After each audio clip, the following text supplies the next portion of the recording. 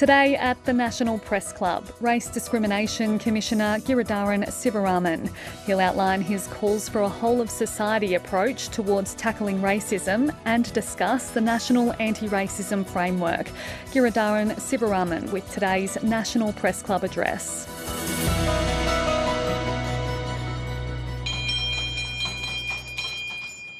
Hello and welcome to the National Press Club and today's Westpac address coming to you from Ngunnawal country here in Canberra. My name is Tom Connell, I'm the club's president and also an anchor at Sky News Australia. Our guest today is Race Discrimination Commissioner Giridharan Sivaraman. Last November, of course, the Human Rights Commission launched its National Anti-Racism Framework. It's the first time the country's actually had a comprehensive national plan to tackle racism, a 10-year roadmap, including some 63 recommendations. The speech today is entitled "There's Nothing Casual About Racism, Getting Serious About Racial Equality in Australia." The Commissioner expanding on the issues and challenges, of course, that the country faces at the moment with myriad issues to do with race. Ladies and gentlemen, please welcome Giridharan Sivaraman.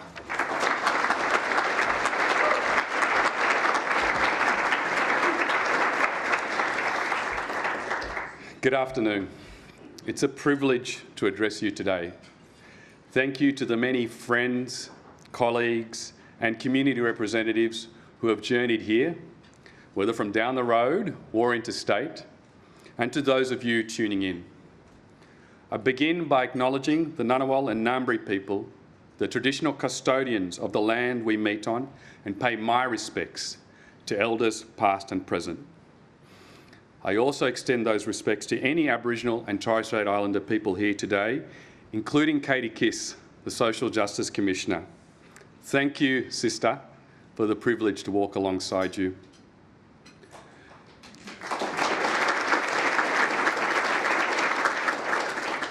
Acknowledgement of country is a small but significant act. It is a moment to ground us, to bring us together. It strengthens our shared pursuit of equality, dignity and respect. I invite you to linger on that word, respect. Think about what it means to you and to those around you. I'm sure when we envision the society we aspire to, for ourselves, for our loved ones, for future generations, much of it is founded on the values we hold dear: equality, dignity and, yes, respect. Yet to be denied these values, these fundamental rights, lies at the heart of disadvantage so many of us endure, and that includes racism.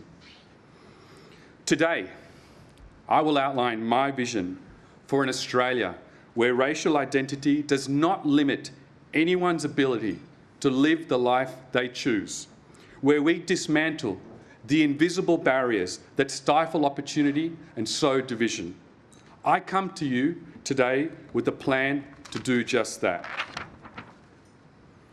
If racism is the denial of respect, then fighting against racism in all its forms is an act of respect, a courageous act of love. Love requires justice. It requires caring deeply about fair and just outcomes.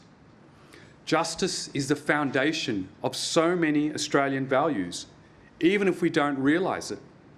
Think about mateship, loyalty, looking out for each other.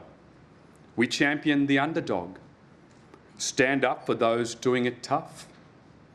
Justice underpins our idea of the fair go, that no matter who you are, everyone deserves to have a crack, that hard work gives you a real chance to succeed.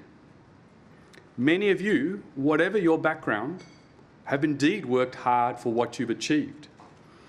Yet at the same time, in some ways, you know that a fair go isn't guaranteed.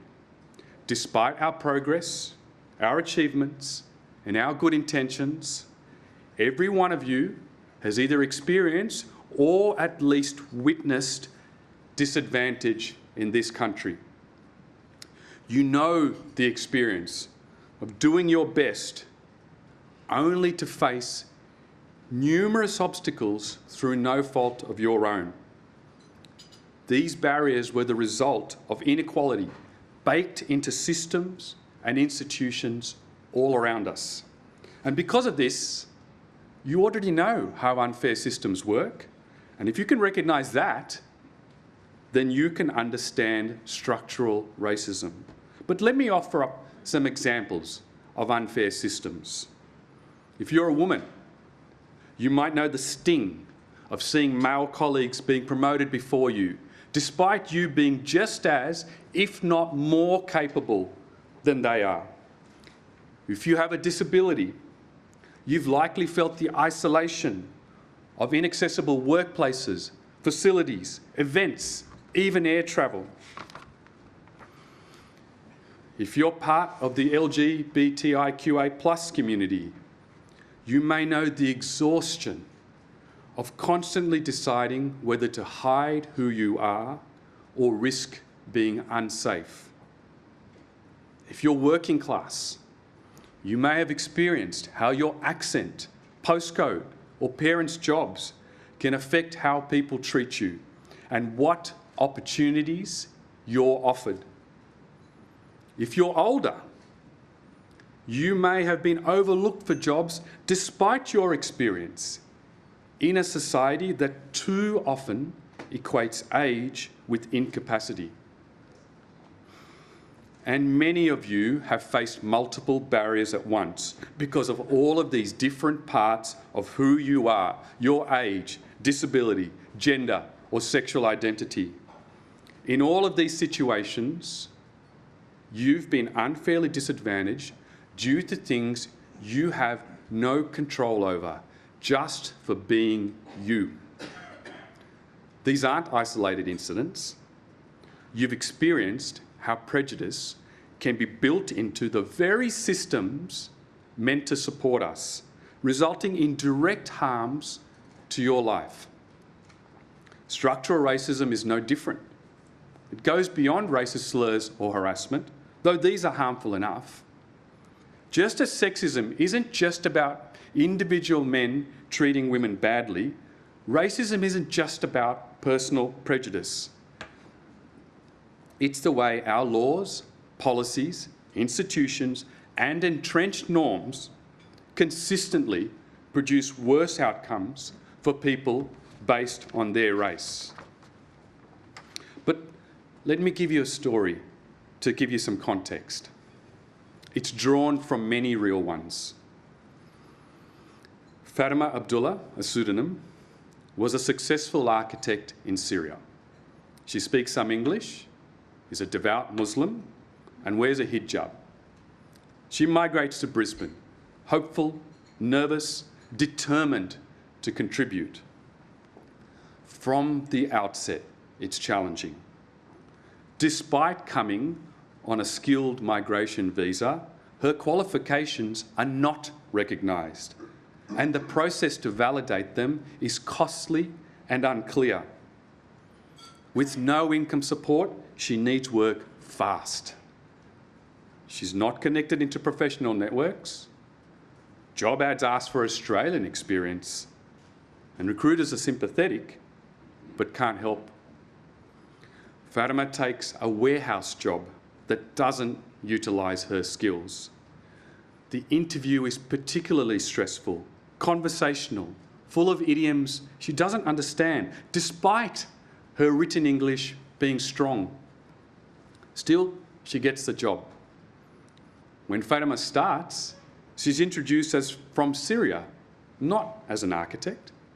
People are nice, but her lunch draws comments. There is no safe space to pray, so she uses the bathroom.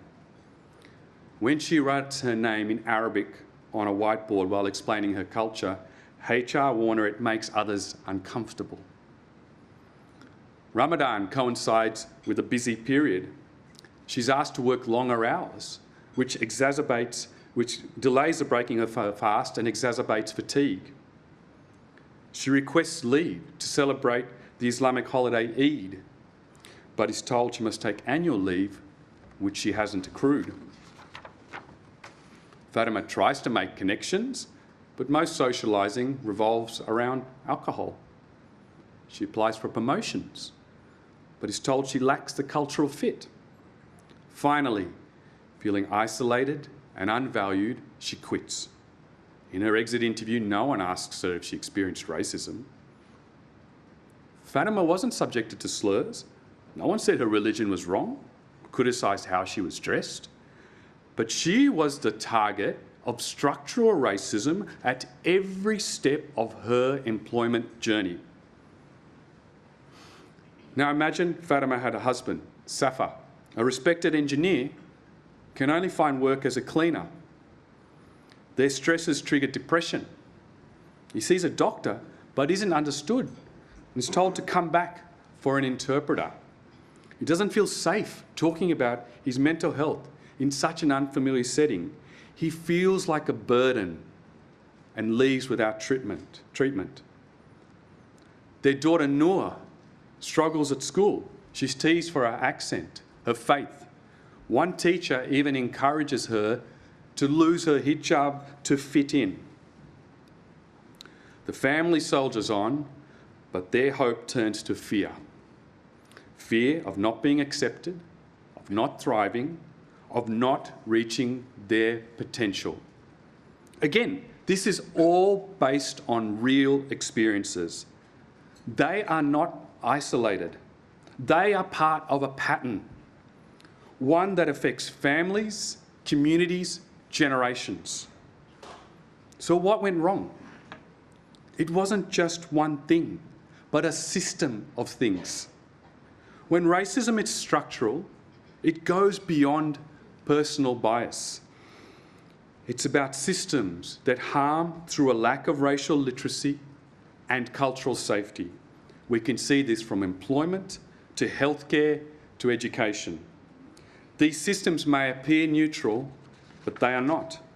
And let me explain racial literacy. If I get off the plane in Chennai, India, my city of birth, I'm simply Giri, or Giridharan to a couple of relatives. When I return home to Brisbane and get off the plane, I become diverse, multicultural, ethnic. I've even got non-English speaking background. Understanding my, and more importantly, many others' supposed difference to what is considered the norm is racial literacy. The next step in racial literacy is understanding how our systems deem what is acceptable. Or as Jan Fran recently put it, how far you are from the warmth of the sun. To overcome disadvantage, we must do more than acknowledge it. We must change the structures that sustain it. For example, if you fought for better workplace protections on the basis of disability or gender, you already know that it takes real policy change, not just competency training. It's the same with racism. We must enact meaningful systemic change for us all to truly thrive. And fortunately, we have the roadmap to make this happen. In November last year, the Australian Human Rights Commission released the National Anti-Racism Framework after extensive consultations with communities across Australia. The framework is the first of its kind, a roadmap to eliminating racism in Australia. It contains 63 recommendations for a whole-of-society approach with proposed reforms across our legal, justice, health, education, media and arts sectors, as well as workplaces and data collection. The framework recognises that racism goes beyond individual actions. It's embedded in the systems and institutions that shape our lives. It also emphasises the need for building racial literacy, embedding cultural safety, truth-telling about the past and ongoing harms of colonisation, and most importantly, community-led solutions. The framework comes at a crucial time. Since I began as Race Discrimination Commissioner last year, I've said it often, these are febrile times. The war in Gaza has triggered a terrifying surge of anti-Semitism, anti-Palestinian racism, anti-Arab racism and Islamophobic hate. Mentioning those different forms of racism doesn't mean equating them. Mentioning one doesn't invalidate another. Each experience of racism is unique to the target, but the fact remains more people are being harmed in these ways than before. And some government approaches pit communities against each other rather than fostering shared solutions. Other approaches suggest we don't even have to consider events overseas.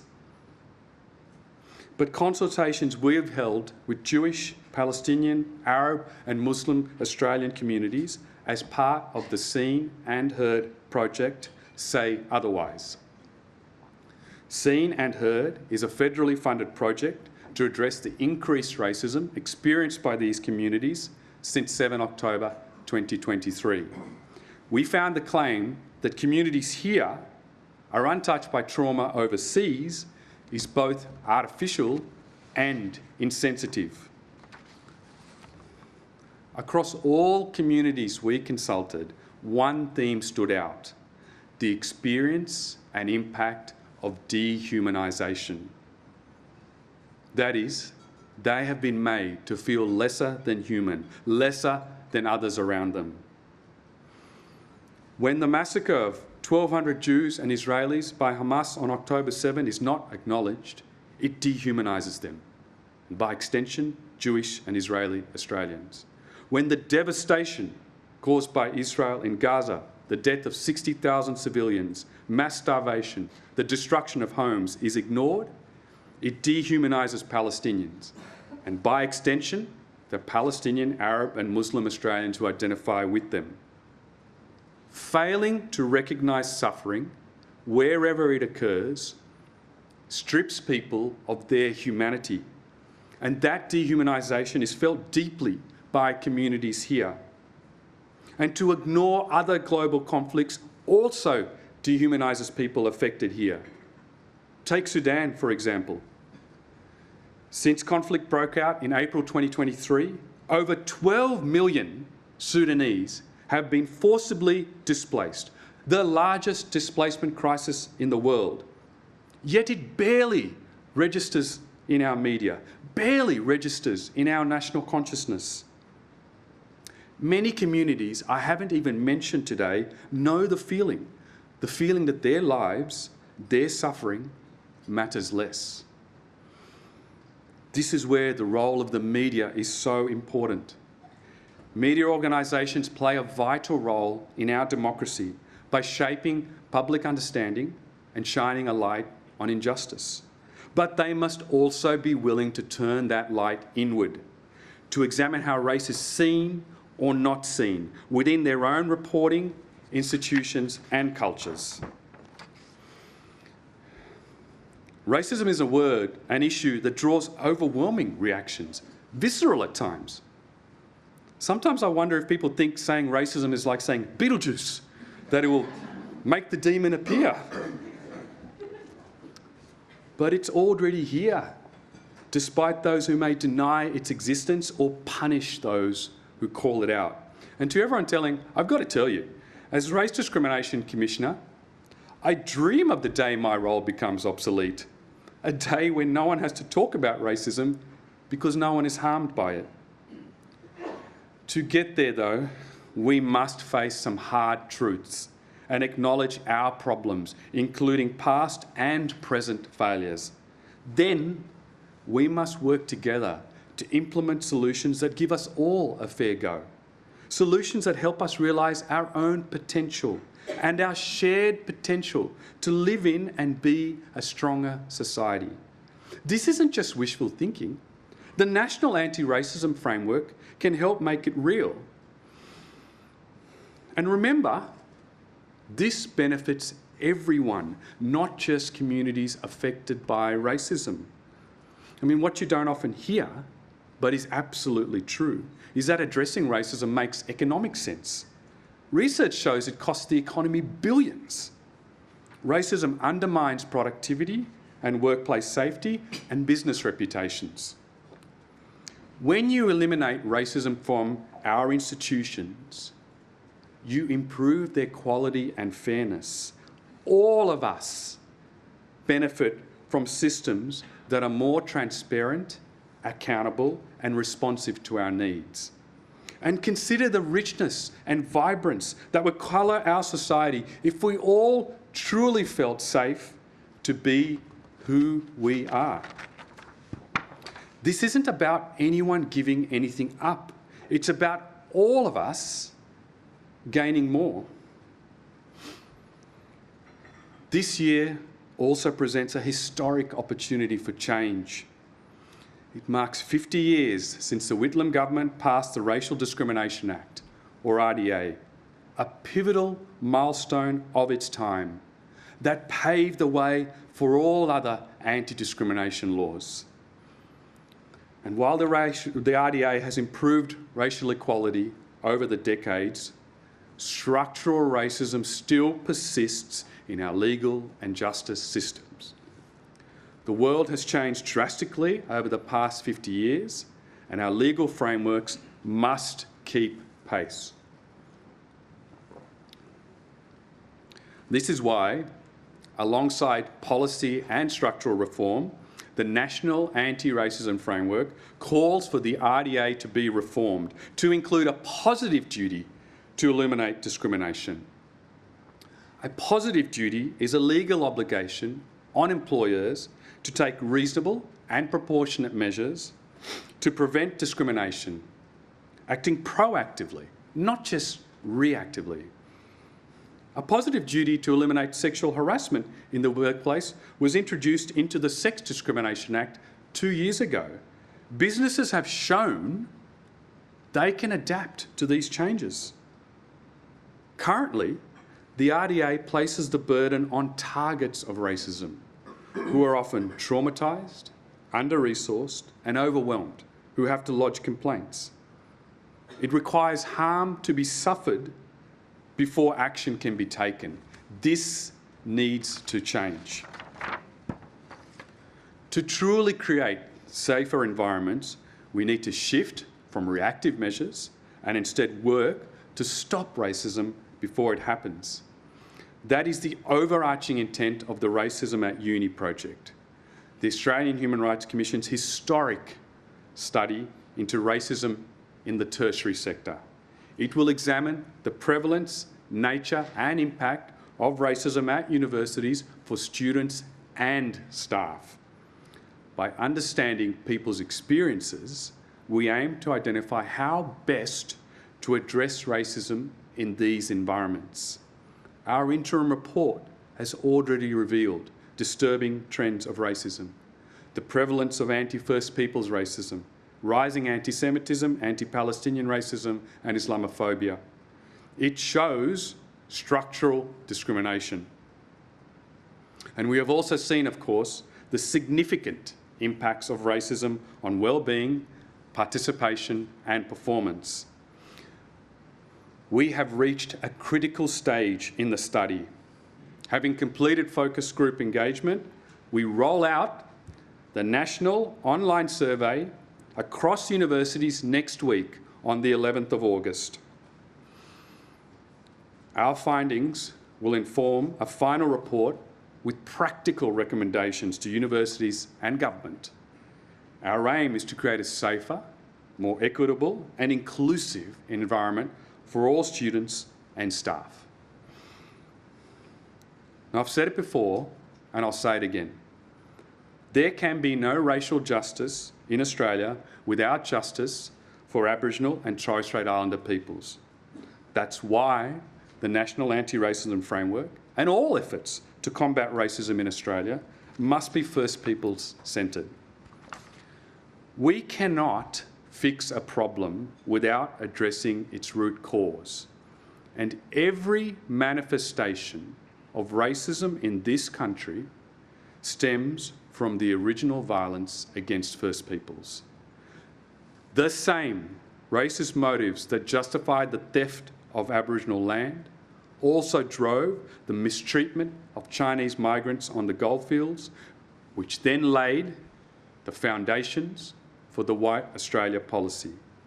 All of it stemmed from the same harmful ideas that some people are inherently superior and belong here more than others.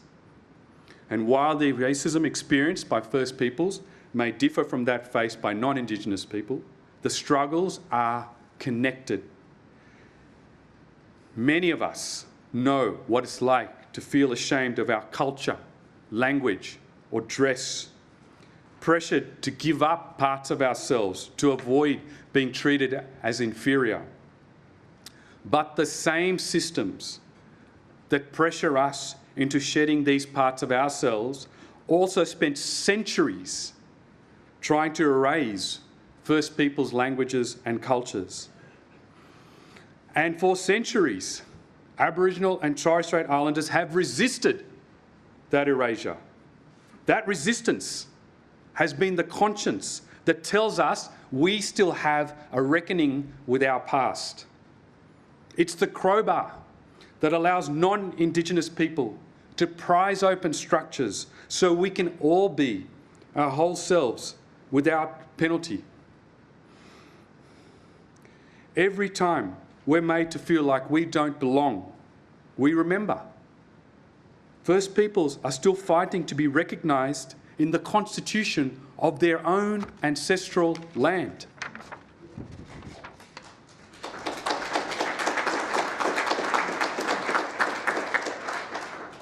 When our children are bullied at school for being different, Aboriginal and Torres Strait Islander children face being removed from family at unacceptably high rates and locked in watch houses as young as 10. As we talk about the fair go, we must face the truth. This country has never given Aboriginal and Torres Strait Islander people a fair go.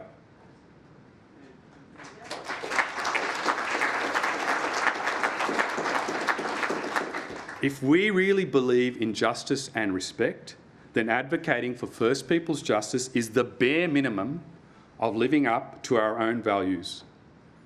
If the abhorrent racism they face continues without justice, how can the racism anyone else faces be addressed or even taken seriously?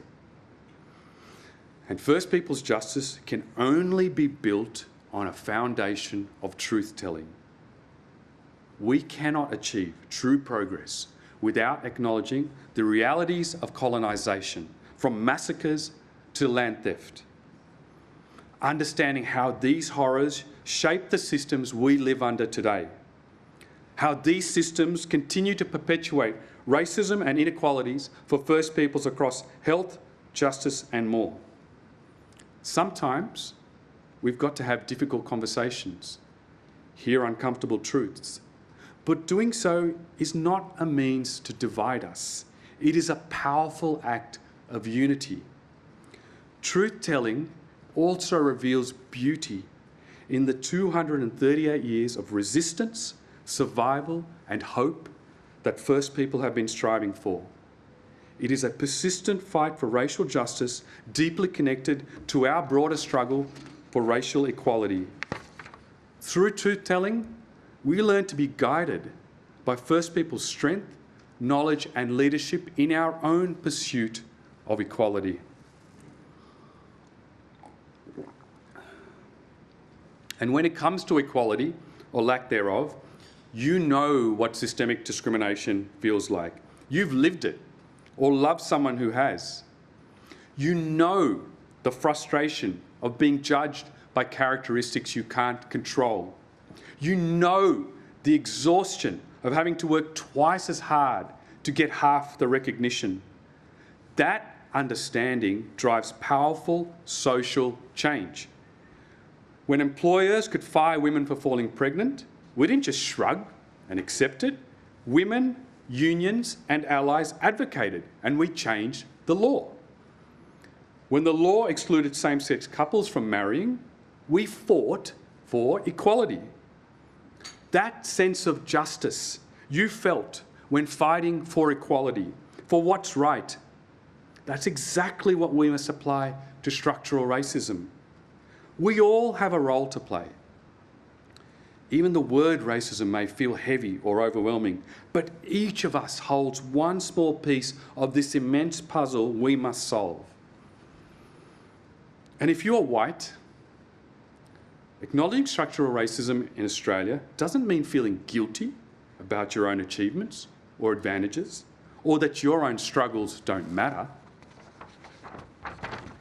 It means recognising how power and privilege operate, including your own, and how we all navigate systems that treat people differently based on race, faith, appearance and background. And this treatment results in real and lasting impacts on our lives. When we understand these connections, we can build the kind of change that improves systems for all of us. The National Anti-Racism Framework has been in the public domain for 9 months now. It has broad support from a range of communities and organisations, including ACOS, the ACTU, FECA, the National Aboriginal and Torres Strait Islander Education Corporation, the Royal Australian College of General Practitioners, and over 100 other organisations and government departments. Yet, we are still waiting for commitment from the federal and state governments. We know the framework is bold and broad in its scope. It has to be. If you wanted a framework to eliminate sex, age, or disability discrimination, you wouldn't expect fewer than 63 recommendations. We thought about that. That's why the primary recommendation is for the Australian Government to establish a national anti-racism task force with senior government, community and Commission members. The task force would identify priority actions for First Peoples and other affected communities. One example could be recommendations aligned with the work of the Special Envoys to combat anti-Semitism and Islamophobia. It is my hope that with government support, we can get the ball rolling as soon as possible and turn this roadmap for change into a reality. We already have the solutions to tackle racism in Australia. All we need now is genuine commitment and political will. Every generation faces its defining moment. Some generations failed, others succeeded, but all were judged by how they responded when it mattered most. This is our moment. This is our test. We can keep talking about respect while some communities don't feel valued or safe. Keep talking about a fair go while knowing that some people are still disadvantaged through no fault of their own. Or we can be the generation that made Australian values real for everyone. We can be the ones that prove equality, justice and respect aren't just words we throw around, but a lived reality that we've actively and intentionally worked for. I describe the fight against racism as a courageous act of love. Bell Hooks, African-American writer and activist, said, "Love is an action, never simply a feeling. Love requires intent, care, accountability. That means it requires deliberate decisions in how we treat others."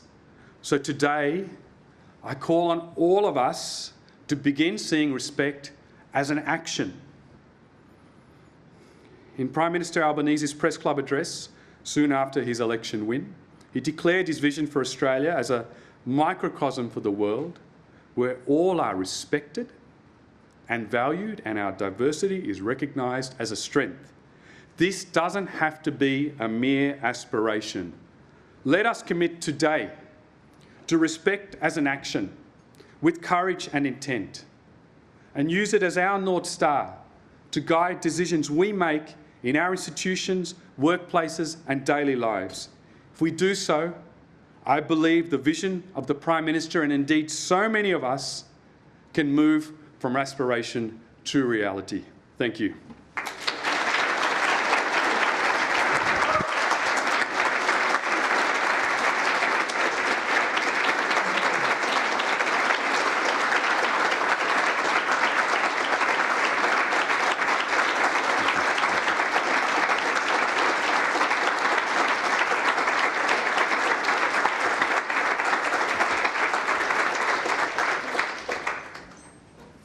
Stay standing if you will, that's okay. You can, if you need to grab something, go for it. Sorry. No, don't apologise. So many things I'm sort of contemplating asking. One thing that did sort of get my attention, you mentioned when you're in India, you're Giri, and when you're back here, there are all these other labels, ethnic, diverse as well. There's obviously been a lot of pushes lately in Australia to make sure we are more diverse, whether it be a workplace, a sporting team or whatever. Has that backfired at all, or is it the way it's being done? How would you comment on our push, overall push within a lot of different organisations towards this word of diversity? I think the issue is that it's not necessarily genuine diversity. If, for example, in a workplace context, you might have diversity, equity and inclusion targets, and you get someone in who's of a different background or culture to the workforce. But then, like the example of Fatima, they come in and they have to assimilate in every possible way, and they don't progress to positions of leadership. And that's shown by data. To me, that indicates that we're not talking about diversity in a genuine sense. We're not curious about what we can learn from other people, about their cultures and their skills and experience. It's confirmed by the fact that it's so hard for so many people, particularly from countries that are not English-speaking countries, to get their skills and qualifications recognised here. That, to me, indicates that we don't actually genuinely value diversity. And the experience of someone once they're hired, which you sort of indicate might be a bit of a tick and flick for some organisations, what's happening when it comes to that structural racism, do you think? Is it a case of bosses and their edict? If someone were to want to promote the example of a Fatima, would they get told not to? Is it a groundswell of the rest of people being uncomfortable, as you refer to that example of HR? What kicks in at that point that's most common? It's not just one thing. I think firstly, you need strong leadership. And when you look at leaders of corporations, boards, the public service, even politicians, there is very little diversity. It is generally white. And so the question is, well, why is it that only certain types of people are seen as fit for leaders and others come in and don't progress? Do we have this notion of a particular type of leader? Do we need to think more broadly about what a leader is and what we can gain from people of different backgrounds? And of course, what is it on every step of the employment journey that is preventing people from progressing up? As that example, that story I told illustrates, it can be a multitude of things at every single step of the employment journey. All right, well, I've got a lot to ask, but I am going to get to my colleagues. I'm not going to hog it all. Akashani Danji from The Guardian, first of all. Thank you for your address. I'd like to ask you about racism in universities. The Special Envoy for Anti-Semitism, Gillian Siegel, recently made a suite of recommendations to the government. One of them was to look at potentially freezing funding for universities that don't tackle anti-Semitism adequately. Is that something that should be considered, or can I ask your reflections on that recommendation? So I think the issue is that there always has to be a balancing of rights. So, of course, there needs to be protection against racial vilification and hate speech, but there also has to be protection of the independence of institutions, whether it be universities, media or other institutions. And that protection means that whatever restrictions you make need to be proportionate to the harm that you're trying to eradicate. And this is something my colleague Commissioner Finlay has written and talked a bit about. President de Kretser has also written and talked about. And it's something we're working on together in the university study in terms of coming up with that appropriate balancing. I don't think that detail was explored in the Special Envoy for Anti-Semitism, against anti-Semitism, I should say, plan. And we are having discussions with her to try and flesh that out. But it is really important to get that right, and that is something certainly that we will have to grapple with in our university study. Dana Daniel from the Canberra Times. Thank you for your speech.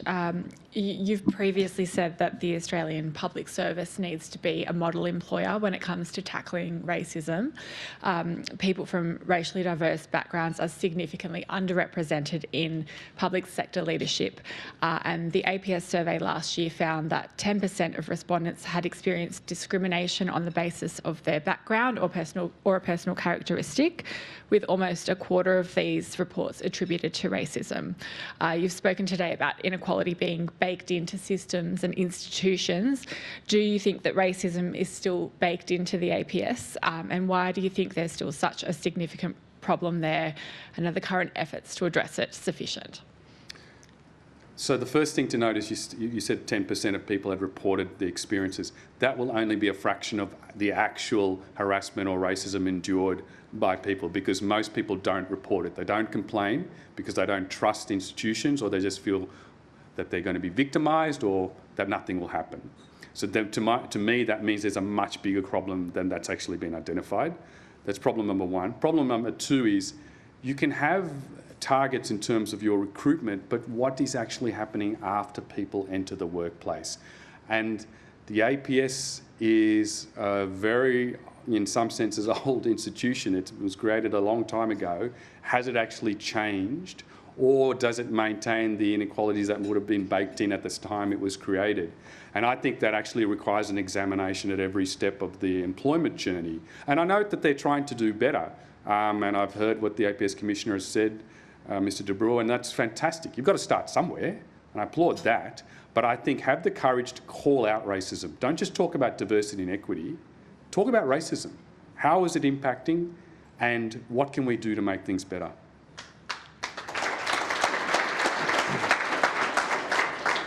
You mentioned as well the whole issue of racism in Australia still going back to a notion of inherent superiority or inferiority. Does that mean it's your view that it's still perhaps less overt than it used to be in Australia, but still quite widespread, some element of racism, whether that be casual, subconscious, whatever it might be? Well, remember the title of my speech, there's nothing casual about racism, and that's true. Yeah, but that was said for a reason, that it's out there and it still might be affecting people, but it's seen by people as casual or not overt or whatever it might be. The thing is, I think it's still there, it's just in different spaces. It might not be happening at the pub, but I tell you what, if you jump onto social media, it is there, and it is very bad and very widespread. The fact that people can be anonymous and say whatever they want, it leads to some shocking racism online. So in that sense, has it gone down? To what extent it's gone down? It's difficult to know, and there's a connected issue to this, in that we do not have good measurements of racism and the incidence of racism in this country. Our data collection on racism is very poor. It is why one of the key recommendations of the National Anti-Racism Framework is improving our data collection on racism. I mean, in this university study we're doing, we've worked really hard with our providers and others and the fantastic team that I've got to come up with good ways of collecting the data, because it's a challenge. So I would say we don't know how pervasive it is. And secondly, I think it remains in our institutions and systems. And that's because if you just have superficial solutions, you don't actually look at your institutions, you won't bring about change. Nick Stewart from Ability News. You finished your speech with a very powerful call for political action. What specific political actions would you like to see from particularly the Prime Minister Albanese? Yeah, he's said all the right things, but what do you want to do when you expect him to turn that into genuine accomplishment?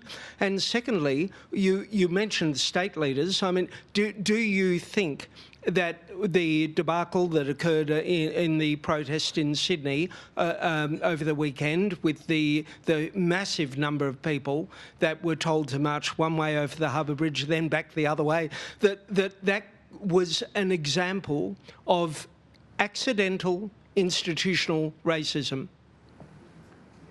So, two very different questions. I'll deal with the first one first. What I would love is for the Prime Minister to come out and say, I support the National Anti-Racism Framework and my government is going to fund the recommendations in it.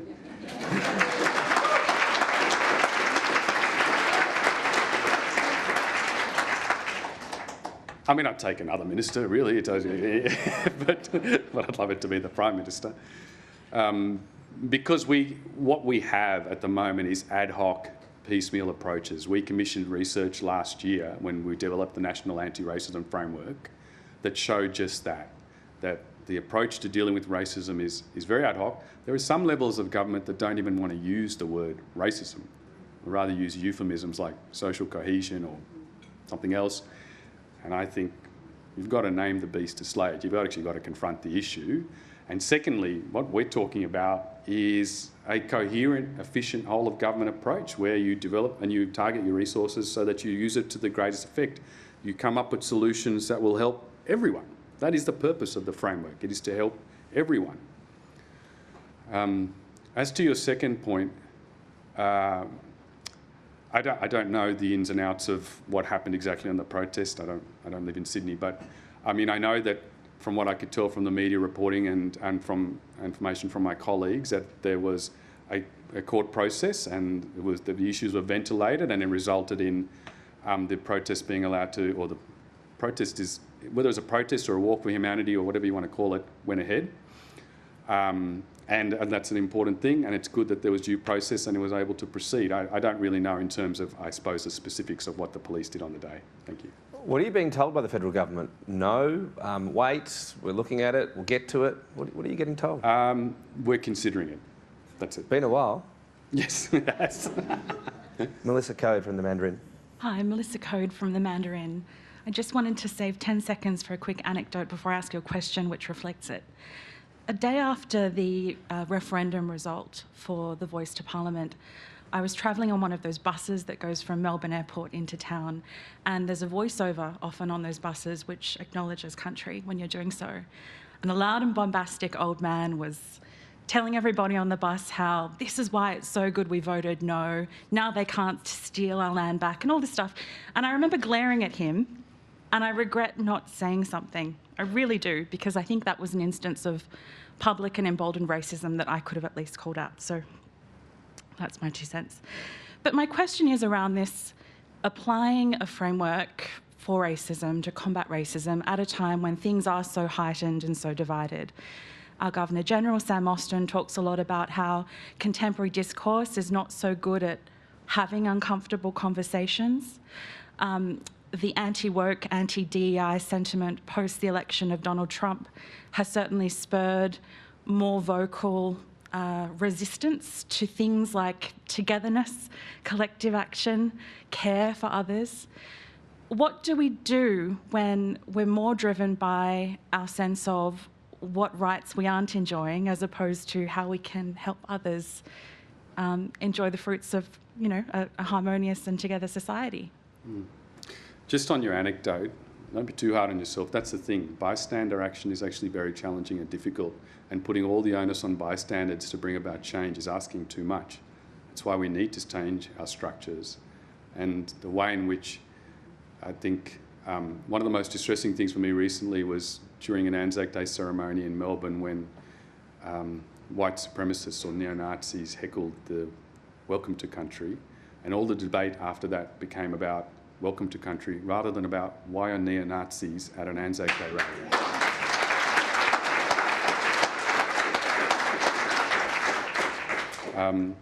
But to your second point, I think the issue is people sometimes think that our work is, you said the word divisive. I would say racism is divisive.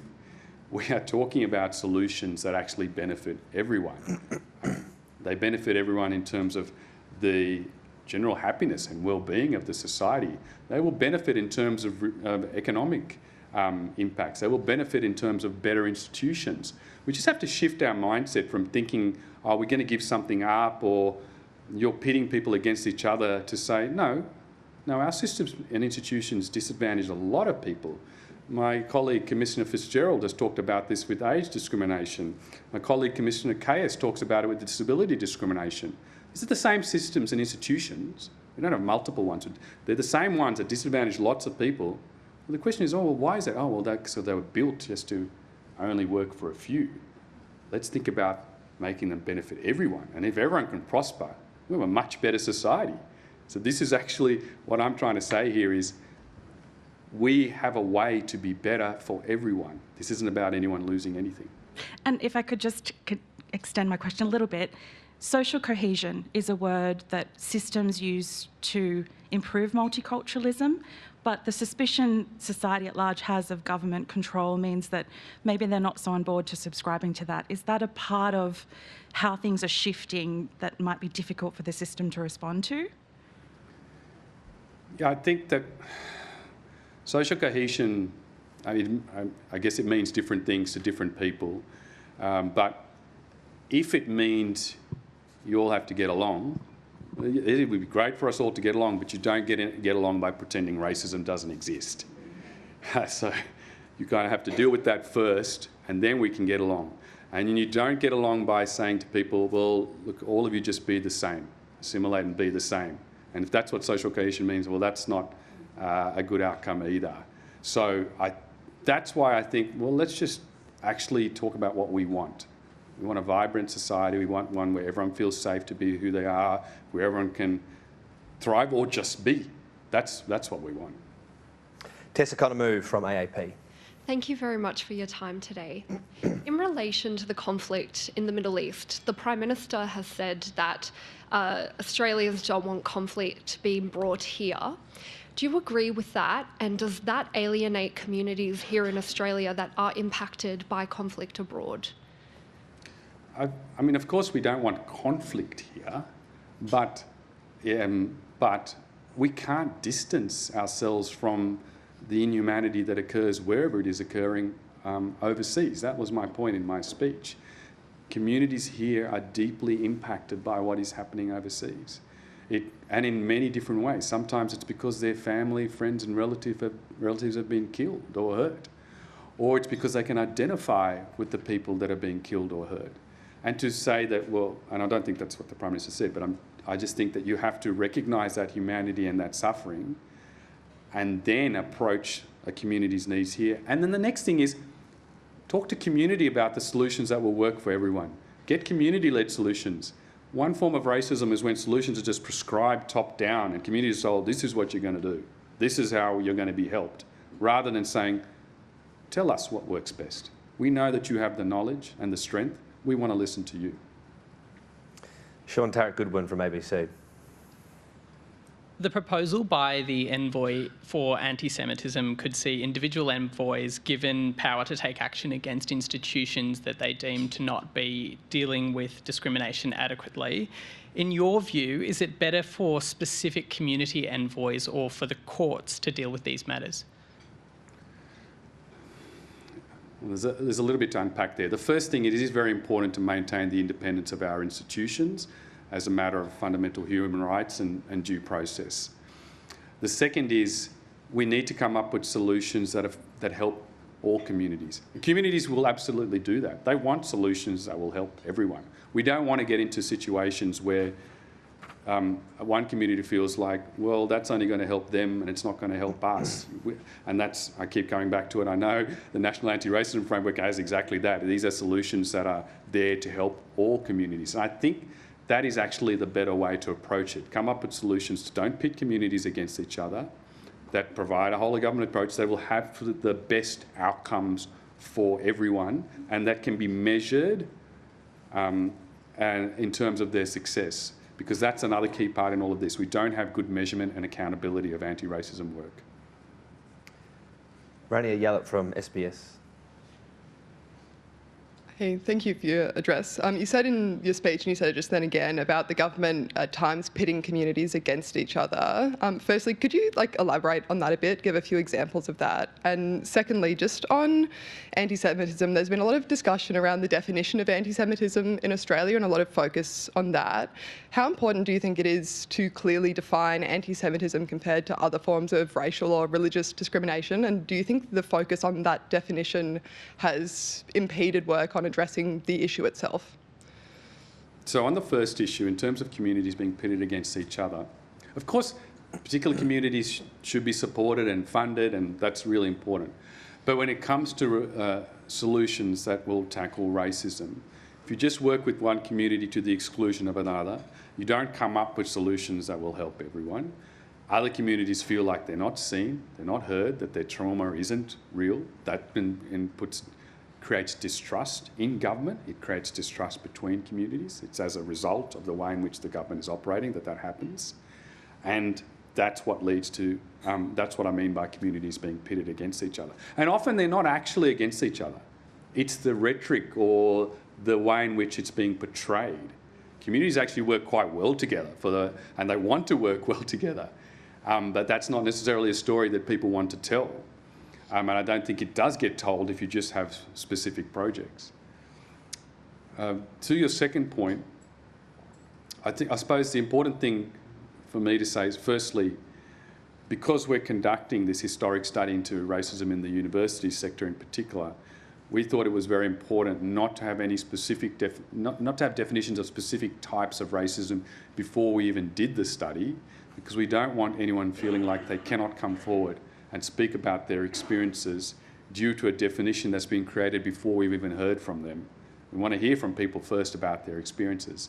The second thing is, you have to remember that my remit and the remit of the Australian Human Rights Commission is, in terms of my portfolio, is under the Race Discrimination Act, which in and of itself provides protection against racial discrimination without specific definitions of particular types of racism.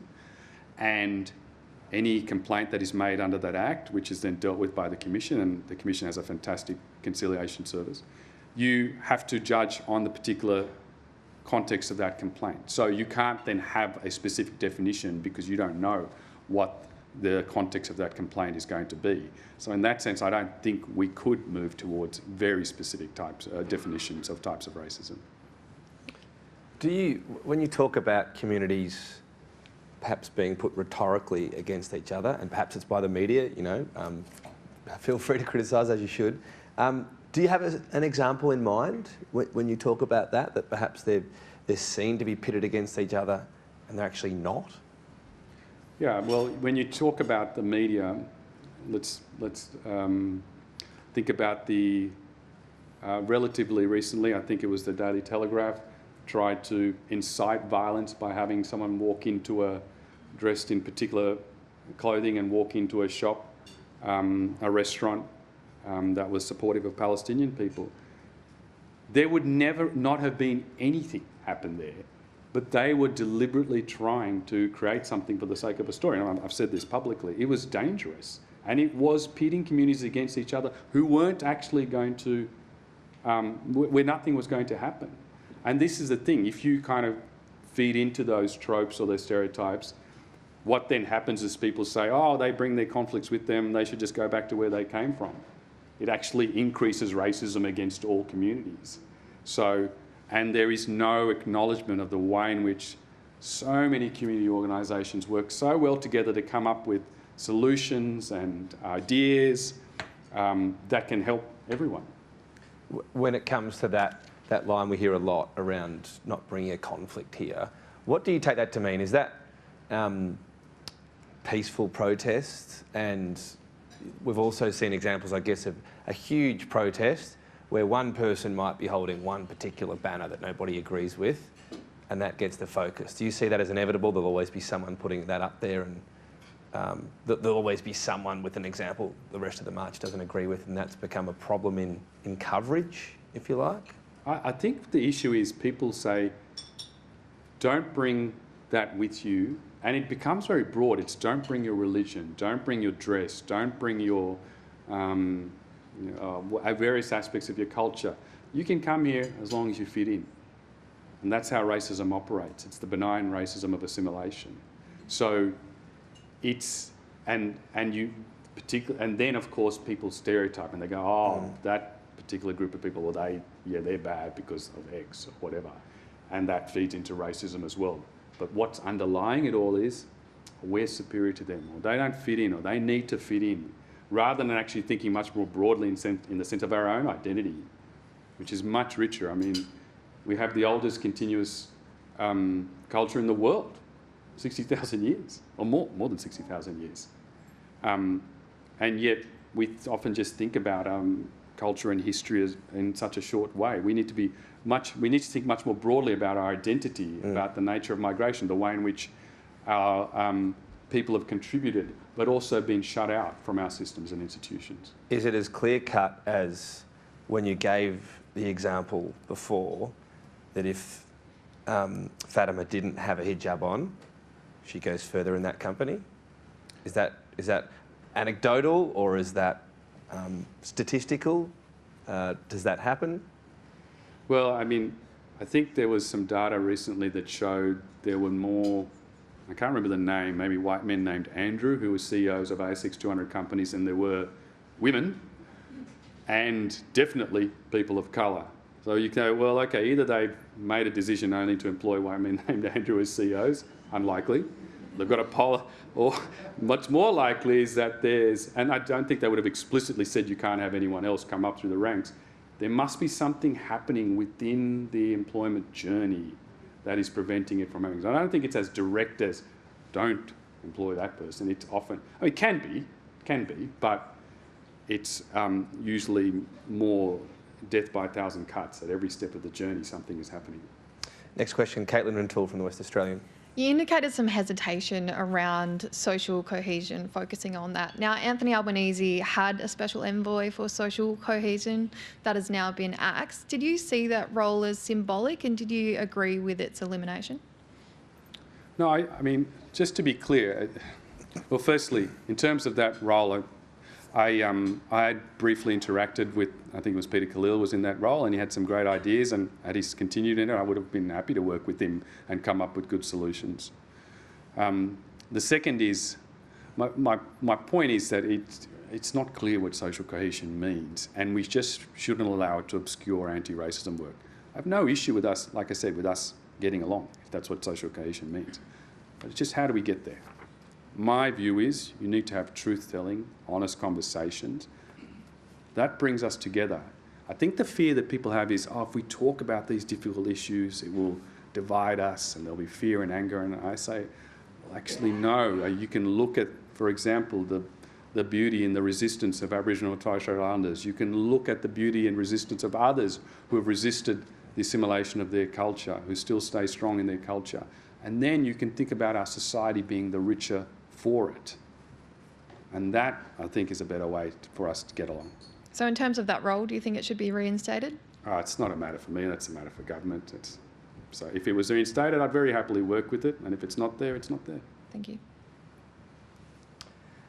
Marnie Tuala from First Nations Cove Settlement Services. Thank you. So, Giri, all government agencies have an obligation under the National Agreement Closing the Gap Priority Reform Area 3 to transform organisations to be culturally safe for First Nations people. How do you see the National Anti-Racism Framework really driving that obligation to action? Yeah, thanks, Marnie. So the point is that, of course, firstly, one of the recommendations in the National Anti-Racism Framework is about government commitment and real action on the Closing the Gap measures. The second is, of course, Closing the Gap Priority 3 is about eliminating racism.